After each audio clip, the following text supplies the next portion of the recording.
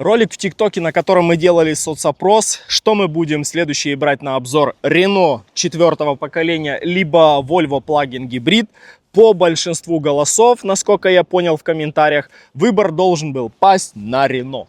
Поэтому представляем вашему вниманию Renault Megane 4-го поколения в комплектации GT Line. Погнали!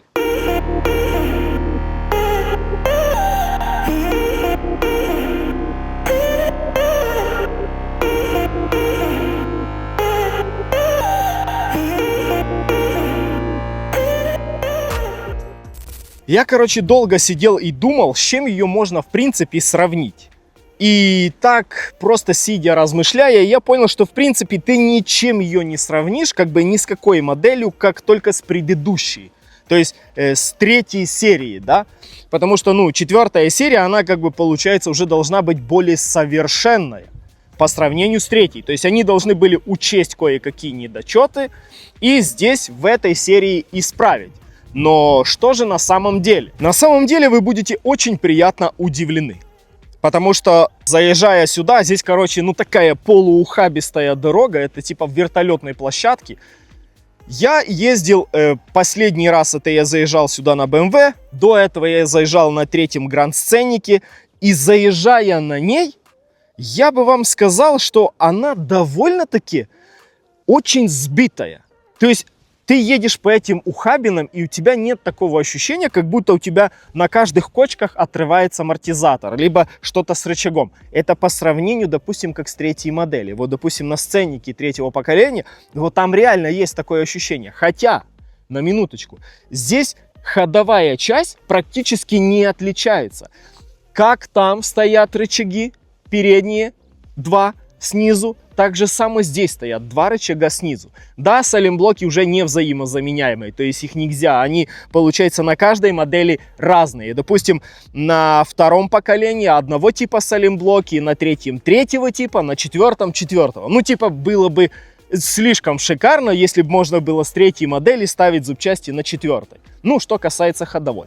Сзади так же само, там идет обыкновенная балка. Просто обычная балка, два салимблока и ничего больше. Так вот, эта машина намного приятнее. И я был реально удивлен, что она прям такая бодренькая, она сбитая, и она намного приятней. Я бы сказал, что по комфорту, она дает. Знать о себе, все вторые и третьи модели, они на самом деле нервно курят. В этом плане они ее усовершенствовали, она более подтянутая. То есть такое ощущение, как будто они поработали над качеством деталей. Не над комплектующие какие-то добавили для более какой-то устойчивости, либо какой-то такой собранности, а как будто именно качество подкорректировали.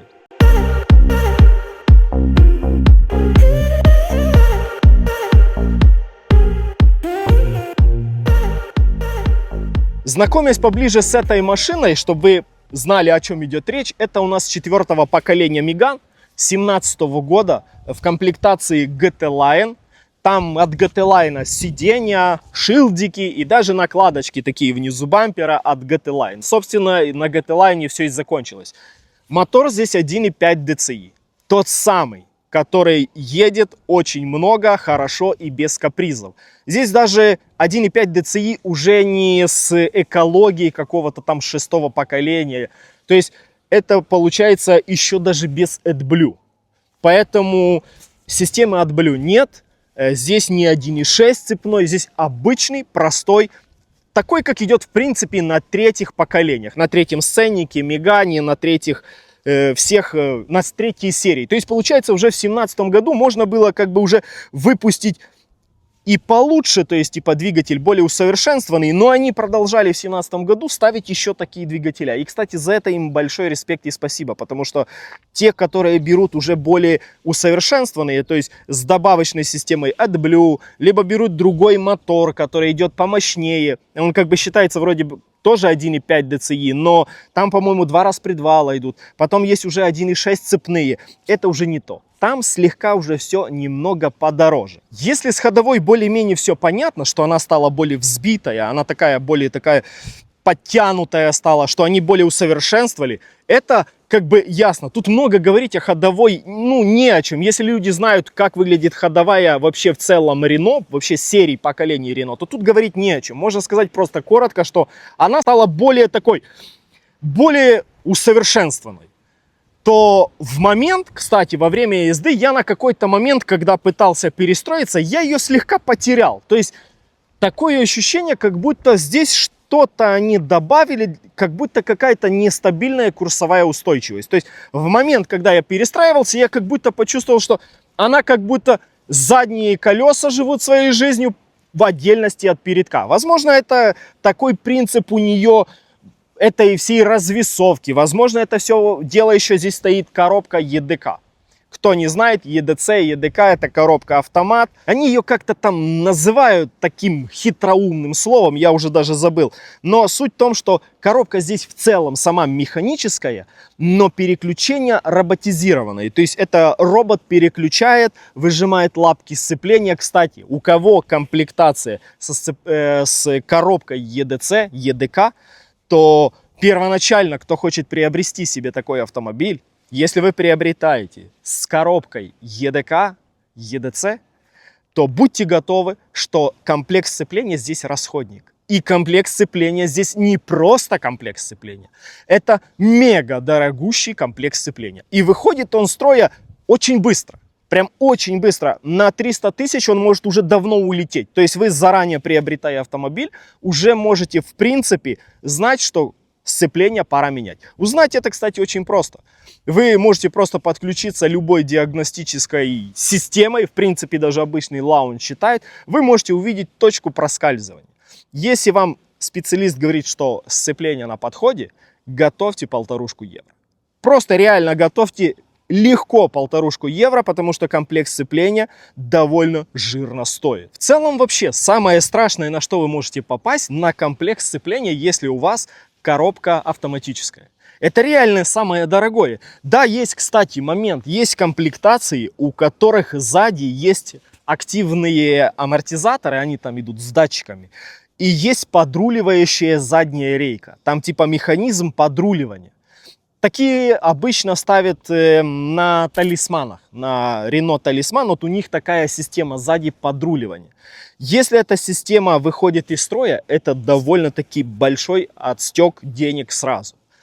Здесь же обычная, я уже говорил, здесь обычная система, здесь как минимум такого нет. И приобретая, обращайте обязательно внимание, есть ли сзади подруливающая система. В вашей ситуации, для того, чтобы вам было более выгодно, чтобы вы не так много тратили денег потом во время эксплуатации повседневной, лучше брать в максимально простой комплектации. Именно, то есть, чтобы там как минимум на ходовой, все, что касается молдавских дорог, то, что касается вообще в целом дорог, которые в странах СНГ, Украина, Россия, Казахстан, везде там, ну, не самые идеальные дороги. И лучше брать, чем меньше там активных стабилизаторов, активных реек всяких. Чем меньше этого всего, тем меньше вы будете тратить деньги в автосервисе.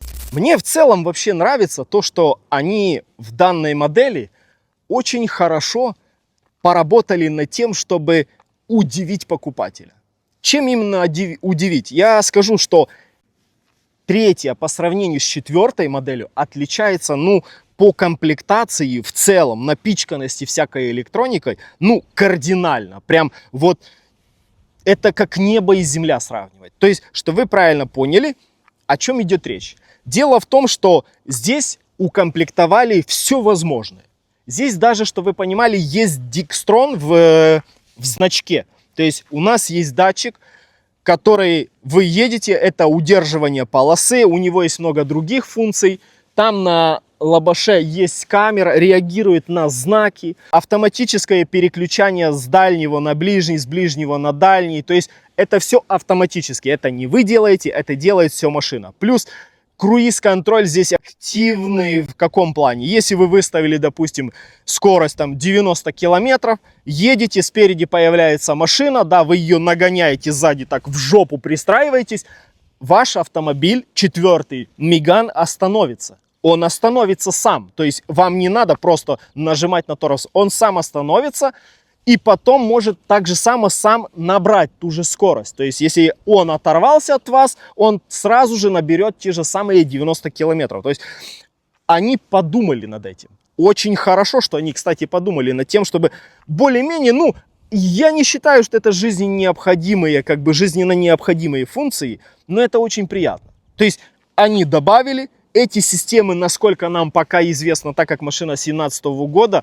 то есть, ну, уже десяток лет, да, почти прошел, но проблем как таковых по этим системам нету. Ну, то есть, если тебе не прилетает удар в морду и не разлетается дикстрон, если ты не получаешь в лабаш и там улетает тебя камера, если эти все системы, допустим, сидят неповрежденные, то сами по себе от солнца, от дороги, от света и от мойки они не выходят из строя. И это очень хорошо.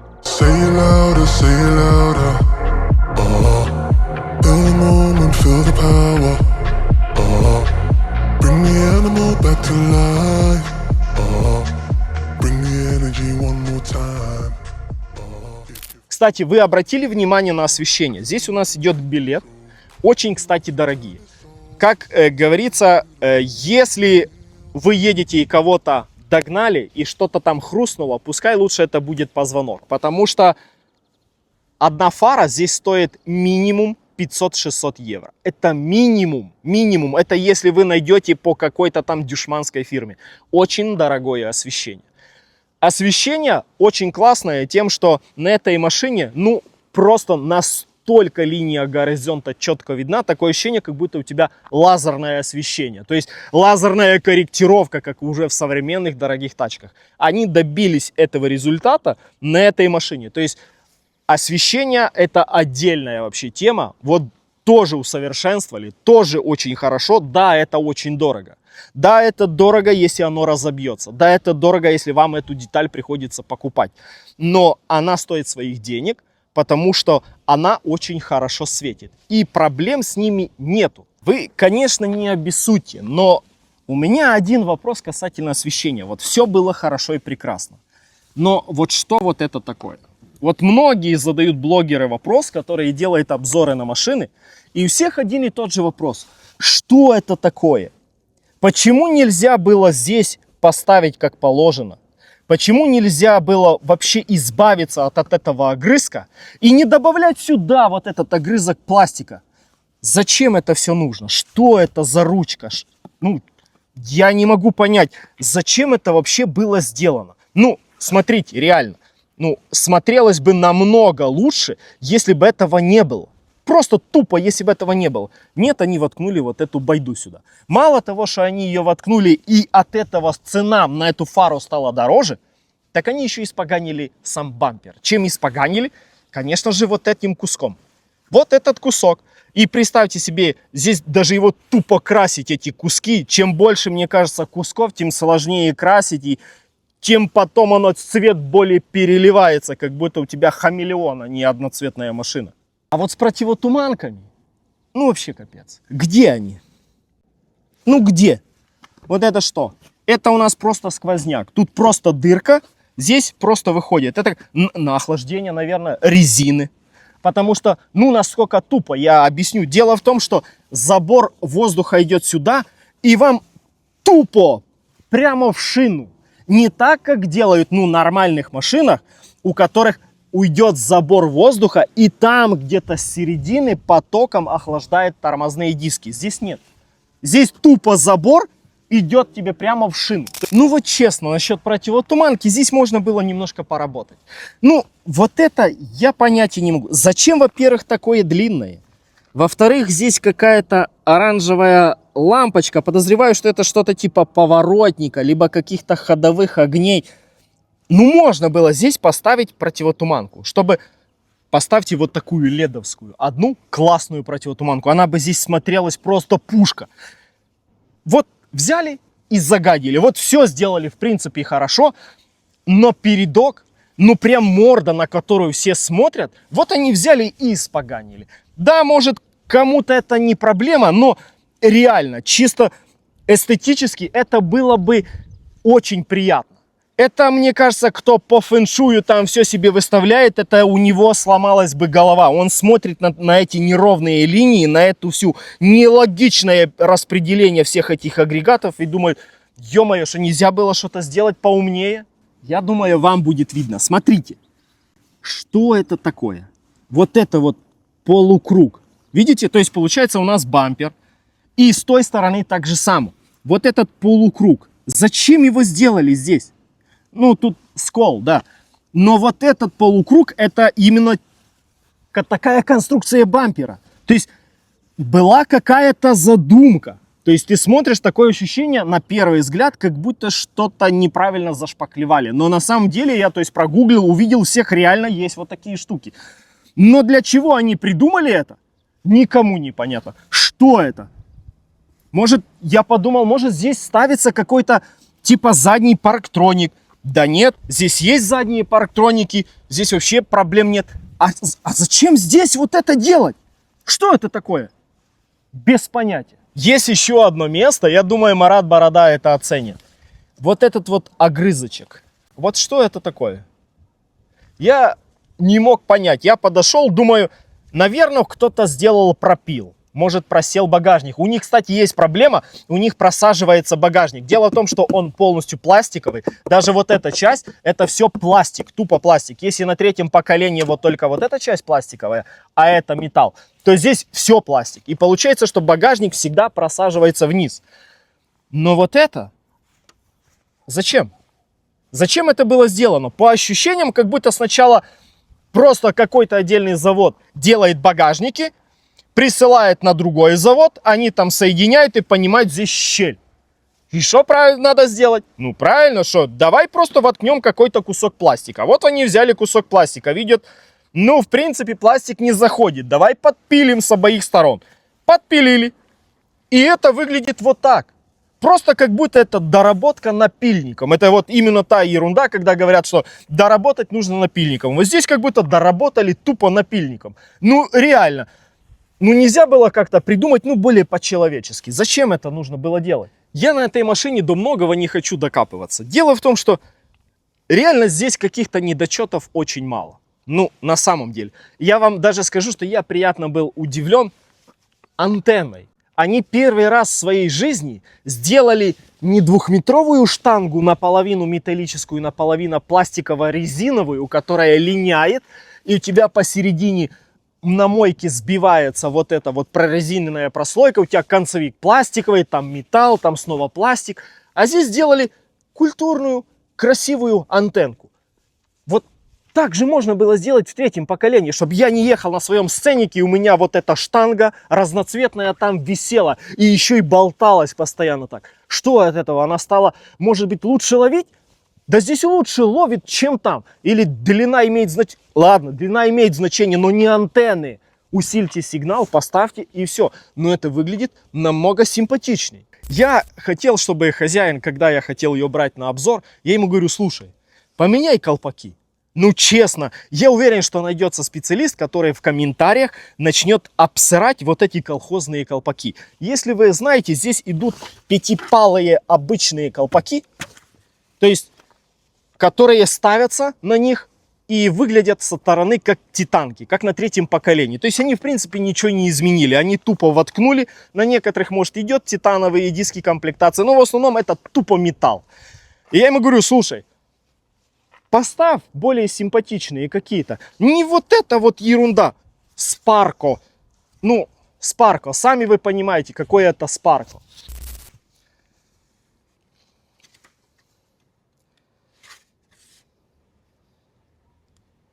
Ё-моё, как его поставить обратно? А, вот.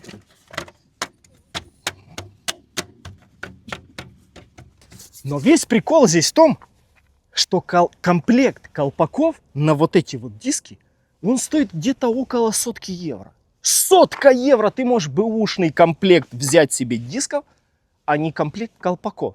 Ну реально, они оригинальные, очень дорого. Ну и вот решил задешевить вот этот вот владелец и пока кататься на вот таких дюшманских колпаках. Вот по-честному, мне всегда очень хочется увидеть много недочетов на Рено. Но чем свежее поколение, чем новее поколение, тем они меня приятнее улыбают. Ну, в каком плане? Они меня приятно удивляют тем, что да, везде можно к чему-то догобаться. Ну, это факт. Они везде где-то делают какие-то недочеты. Но в целом они довольно-таки совершенствуются. И данная модель может составить конкуренцию довольно-таки многим машинам. Очень многим. Во-первых, потому что, ну, на самом деле у нее, ну, не самый потухший взгляд. Как семейный автомобиль, это не самая потухшая тачка. Это не самая скучная тачка. То есть ты в салоне и в целом по наружке она довольно-таки выглядит, ну, симпатично. Более-менее симпатичная. Да, если брать в учет там какие-то кривые эти линии, кривые какие-то ответвления от передних фар, где-то отсутствие противотуманок, неровные все вот эти полоски. Да, есть нюансик, но это недочеты, на которые многие не обращают внимания в целом. Что понравилось мне здесь в багажнике, это то, что здесь сделали так все, что оно очень хорошего качества. В каком плане? То есть когда-то на третьей серии, как они делали? Они просто ставили одну сплошную вот здесь доску, и если ты что-то вез тяжелое, то там у тебя делалась вот такая лодочка. Здесь этого уже нету. Сейчас я уберу это свое барахло. Смотрите, здесь они продумали, они сделали их несколько. Эта часть, и она довольно-таки добротная. Она, ну, довольно толстая по сравнению с тем, какая на третьей серии. И они сделали вторую часть. То есть это еще одна часть. Плюс ко всему здесь есть салазки, которые ты можешь уровень багажника приподнять повыше. И это реально удобно. И это реально намного продуманнее, чем было в третьей серии. Поэтому, когда я говорю, что они начали совершенствоваться, ну, то есть это не вода, не просто волны в тазике. Это реально факт. И это очень приятно, когда человек берет и видит, что, ну, реально подумали о людях. Тут, кстати, есть вот эта вот штука. Она еще и делится, половинка. Нифига себе. Здесь еще резиночки. Очень довольно-таки приятная штука. То есть вы, в принципе, что-то там можете загрузить, чтобы, ну, не знаю, яблок насыпать пол багажника, и чтобы они сюда не перекатывались. В целом, такую машину можно приобрести за десятку плюс-минус евро. Ее можно привезти с Германии, ее можно растаможить. 2017 года она еще проходит, ее можно растаможить.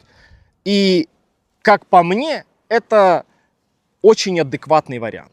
Допустим, я смотрю с потребительской точки зрения на машины, которые куплены для семьи, для передвижения, не для того, чтобы ты кайфанул от нее, а именно для семьи.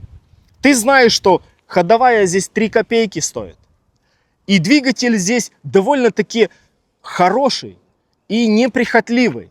И мало того, что он хороший и неприхотливый, он еще недорогой.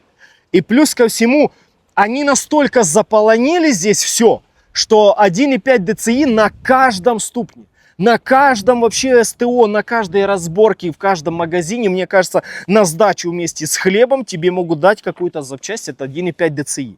Настолько он доступный, никогда нет проблем. И эти все запчасти, детали очень дешевые. Поэтому это самый такой более или менее адекватный вариант. Плюс он не просто адекватный, он довольно-таки приятный. В нем есть много приятного того, чего не было в предыдущих моделях. И у многих в 2017 году до сих пор нету того, что есть в этой машине.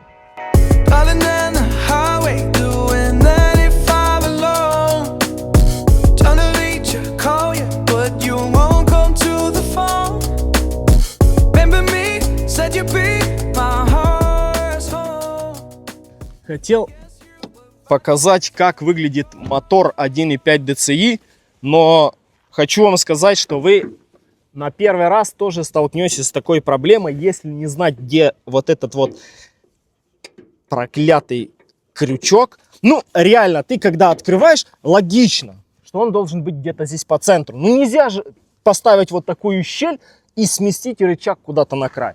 Но они, в принципе, так могут. И рычажок у нас находится вот здесь. Вот. Вот просто тупо рычажок. То есть нельзя было поставить по центру. Тут даже, мне кажется, вот этот провод, который постоянно отсюда вылезает, он говорит о том, что надо его по центру поставить. Нет, они поставили здесь. Ну, в принципе, логично. Так как я моторист, мне очень сильно нравится простота этого мотора. Я вообще в целом не понимаю тех, которые говорят, что мы Рено не ремонтируем, мы ремонтируем немцев. Вы когда-то в своей жизни что-то на Audi разбирали? На Q5, Q7 вы когда-то туда лезли, особенно на тех, у которых кубатура побольше. Вы вообще хоть разбирали? Да там все через съем мотора. Там не то, что через съем мотора, там любую ерунду через съем мотора. И плюс ко всему вы ее скидываете, и там еще надо 2 дня разбирать, чтобы добраться. Здесь все довольно просто. Мотор на самом деле небольшой, простой. Здесь я бы даже сказал, есть один минус. Минус, который мне не нравится в целом как мотористу. Вот здесь есть защитный кожух, вот эта защитная байда, она прикрывает здесь форсунки. И есть много других пластиков, которые здесь закрывают аккумулятор. На некоторых моделях более старее здесь сверху еще одна защита идет. А снизу там еще защита под защитой. Вообще в целом у меня такой девиз, что я против любых пластиковых защит, которые находятся под двигателем, либо над двигателем.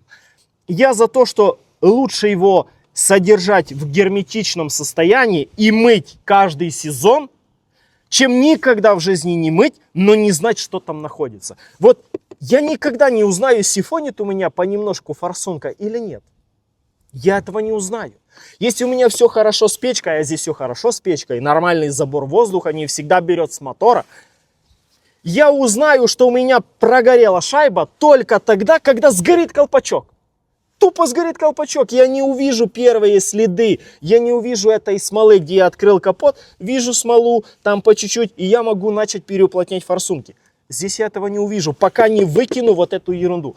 И в целом вообще у меня в сервисе там валяется вот этих защит, мне кажется, целая гора. Я могу их на килограммы продавать, потому что многие клиенты согласны с моим мнением. И они говорят, да, она на самом деле вообще бестолковая, лучше ее выкинь. В целом, приобретая этот автомобиль, многие клиенты даже не открывают капот.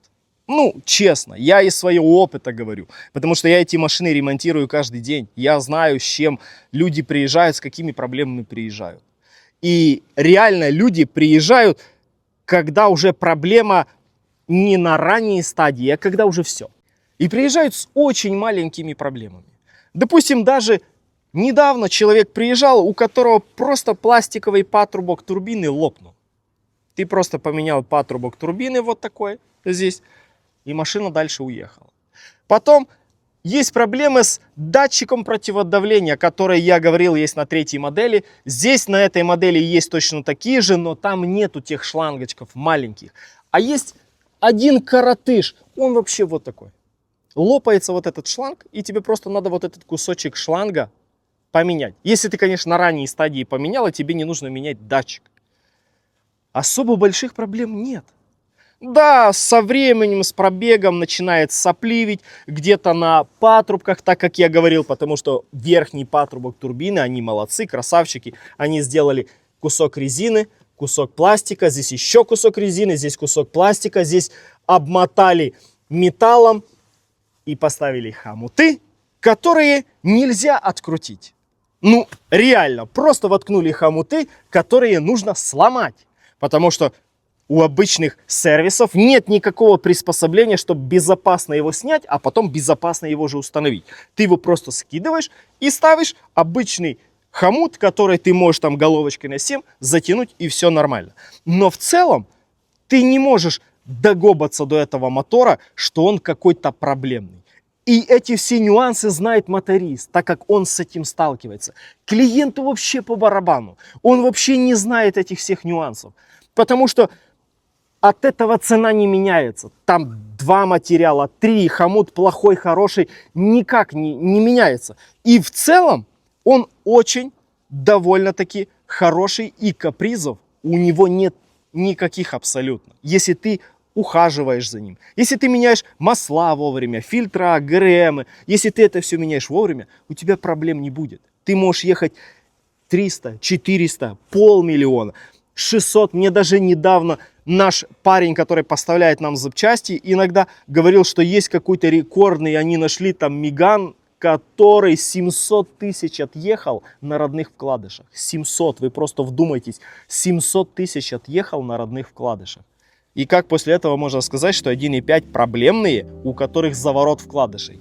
Да нет такого, еще раз говорю, нет такого.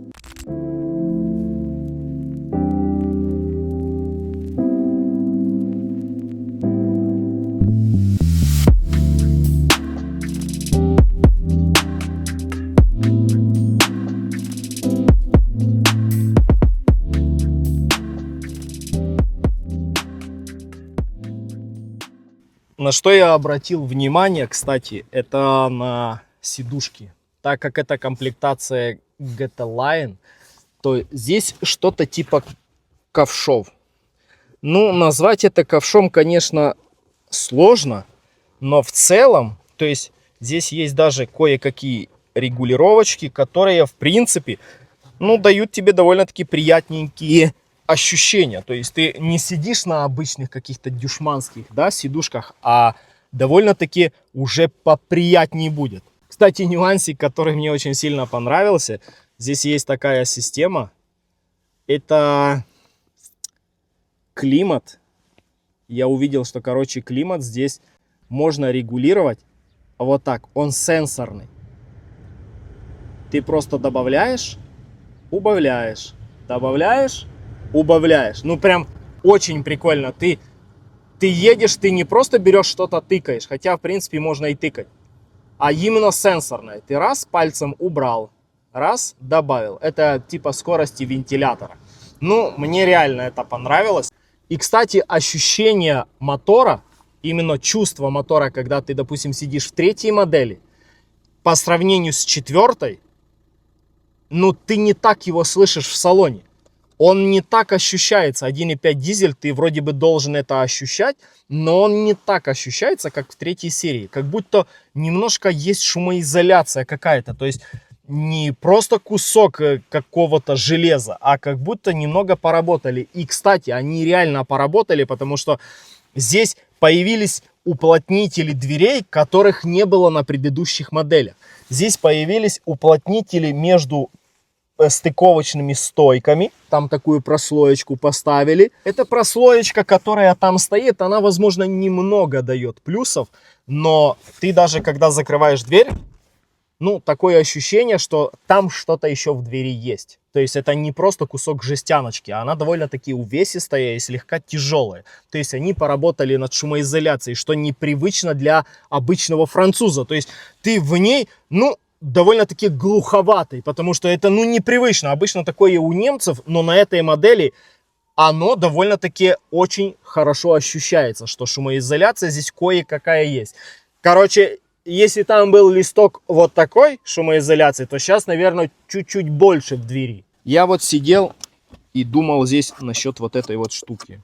Вот все понятно, да, то есть ты тут, в принципе, на любителя все крутилочки, все, которые есть кнопочки, но вот эта вот штука, она реально непонятная. Вот кто в курсе, для чего, в принципе, концерн Renault на 4 серии сделал вот эту штуку? Для чего она? Может быть, это для ключа? Нет, это не для ключа. Может быть, для какой-то зажигалки ZIP? Или как она там называется? Да нет. Ну зачем? Вот зачем вот это вот сделали? Зачем? Почему не добавить какую-то реальную какую-то нишу, не знаю, там пепельницу, хотя бы чтобы закрывалось? Вот это зачем сделали? Что сюда можно поставить? Да здесь даже копейки не поставишь, потому что они не лягут здесь, они в стенку будут упираться, они не лягут сюда на низ эти копеечки. Зачем это надо было делать, я вообще не пойму. Еще меня, кстати, очень сильно смущает, в этом я, кстати, Асату Бороду поддерживаю. Красивый. Он в натуре красивый. Ну, вы присмотритесь. То есть, по сравнению с 2 и 3 серией, этот ключик симпатичный. Прям симпатичненький. Но тут всего 2 кнопки. 2 кнопки, которые поделены на 4 действия. Просто посерединке. А нельзя было сделать что-то побольше. Нельзя было эти кнопки перенести сюда, поставить одну здесь, одну здесь, одну здесь, одну здесь. Ну, чтобы более как-то эстетично выглядело. Нет. Вот это ублюдочное изобретение. Вот этого понять не могу. Вот, ну реально некрасиво. Здесь прям все красиво, а вот здесь зачем это сделали? Без понятия. А еще момент. На всех предыдущих моделях было место, куда воткнуть этот ключ. Реально было место. То есть ты его ставил, у него было посадочное гнездо. Здесь его ставить негде. Здесь просто кинул вот здесь. И оно вот здесь валяется. И все, либо в карман поставил. Но в карман я вам скажу, как вы поставите. Многие сейчас напишут мне там в комментариях вот эти вот хейтеры, которых я очень сильно люблю. А зачем его куда-то ставить? Можно в кармане держать и все. Представь себе, ты приехал на заправку. У тебя семья, у тебя работает там, не знаю, может быть какой-то кондиционер, играет музыка. Ты с ключом встал, остановился, вышел, заглушил машину. Что произошло? Она тупо закрылась. Все системы потухли, ты пошел на заправку. Все внутри сидят, ждут тебя, бо ты с ключом вышел. Поэтому в кармане его держать не вариант. Вы видели сами, что ты на 2 метра отошел от машины, она сразу трынц закрылась. Сразу зеркала свернулись, и она все. Бо ты отошел с ключом. Поэтому, ну, можно было что-то придумать, чтобы, ну, поставить куда-то этот ключ. Как по мне, для меня это... Я не могу себе как-то в голове сложить, что, ну, на BMW там хотя бы есть какое-то специальное место, где заряжается ключ, ставится, да, там есть какой-то у него Wi-Fi, Bluetooth, не знаю, то есть у него есть какое-то место. Здесь этому ключу вообще по барабану где быть, но явно не там постоянно. Кстати, это единственная ниша, где можно что-то поставить. И тут должен быть ключ, тут не должен быть телефон. Тут не должен быть там у многих какой-то, может быть, вейп, сигарет или что они там держат. Здесь должен быть ключ. Тут ты ничего не поставишь, потому что здесь тупо 2 подстаканника. А тут мы пока не знаем, что здесь надо ставить. И все, у тебя остался один подлокотник. Кстати, тоже касательно подлокотника, у меня есть много вопросов к ним. Так как у меня ноги длинные, то я для того, чтобы поднастроить все, мне нужно немножко отодвинуться и ехать на вытянутую руку. То есть у меня должна быть рука вытянутая. Так вот, когда у тебя рука вытянутая, у тебя кусок просто руки стоит на подлокотнике. Ты его максимально придвинул вперед, и он стоит просто на куске. На куске. Для того, чтобы тебе комфортно сесть, тебе нужно еще дальше отъехать и поставить вот так руку. Почему нельзя было чуть-чуть ближе подлокотник, чтобы подъезжал? Это же логично. Можно же сделать чуть-чуть ближе подлокотник, и не будет никаких проблем. Но они сделали так, что это либо нужна какая-то полуметровая рука, чтобы она тебе стояла и здесь, и доставала до рычага. Хотя многие сейчас скажут, а зачем тебе руку ставить на рычаг? Ну, в целом, реально, то есть ты, когда сидишь, было бы логично вот здесь. Как на других моделях все продумано. Либо подлокотник поближе, то есть ты придвинул и все. Но тут вот, если просто на минуту забыть все вот эти придирки к этим всем мелочам, то, как я и говорил, по наружке и по ходовой, то же самое внутри в салоне, ну, довольно приятно. Все довольно-таки добротное. Да, это все пластик, полнейший пластик. Он просто тупой пластик, звенящий, хрустящий. Но так как машина довольно-таки пока что свеженькая, это не так ощущается. Оно не все разболтанное. Но в целом есть нюансики, которые можно было подправить. Можно было бы сделать как-то более или менее для людей. И еще скажу так, я бы себе такую машину не купил. Как по мне, я бы ее не приобрел. Есть много нюансов, которые мне сильно не нравятся. Для меня еще немаловажно, это видимость. В этой машине видимости нету.